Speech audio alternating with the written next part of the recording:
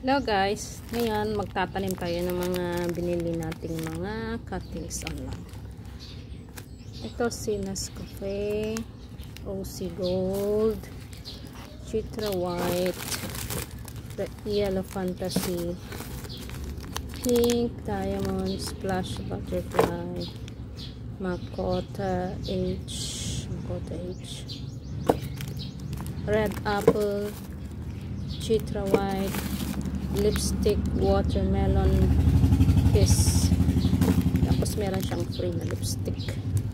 Nabawasan ko na to guys.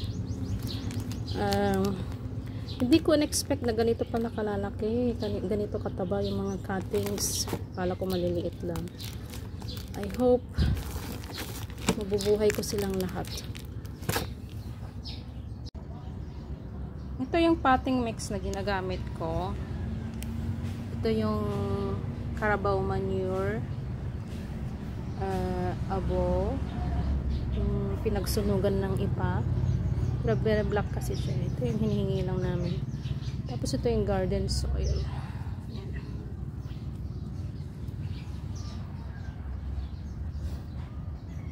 So, imimix lang natin lahat ito.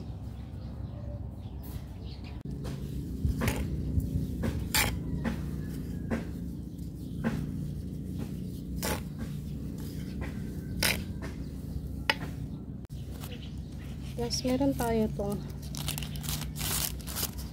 bag dito. Ito na kasi yung pinakamamaliit. Wala na akong iba. Naubos na kasi yung mas malaki dito. So, I think this will do. Let's see.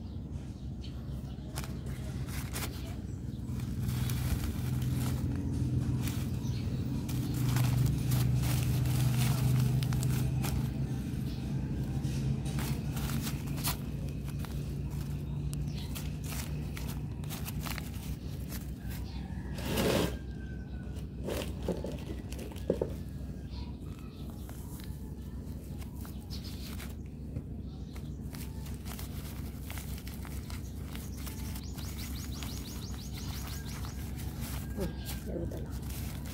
Tapos diligan na natin after that. Ito, tingnan nyo. Meron na siyang usbong dyan.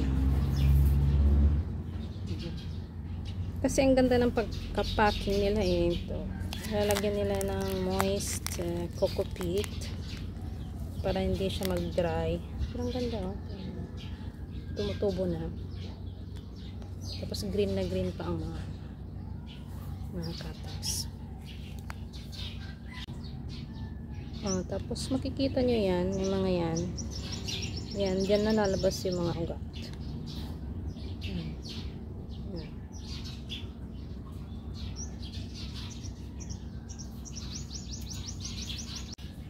Ito, napansin ko, bali ganito siya nakalagay. Dito banda yung sa coco peat. Pero nakita ko, ang tinik nasa ilalim. So, ganyan siya. Yung tinik nandyan, oh. Tapos yung usbong dyan. So, baliktad. Always remember na yung tinik sa taas. Ito yung tinik. Ito yung tinik, tapos ito yung usbong.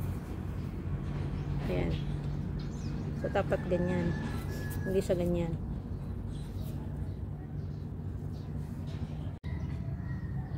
So, ito, tapos ko na silang naitanim.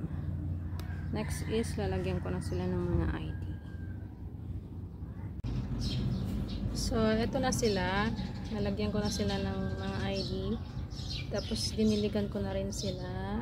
Tapos, nilagay ko na dito sa pwesto na nasa lilim. Shaded area. Bibigyan ko kayo ng update after 2 to 3 weeks. I hope mabuhay ko silang lahat.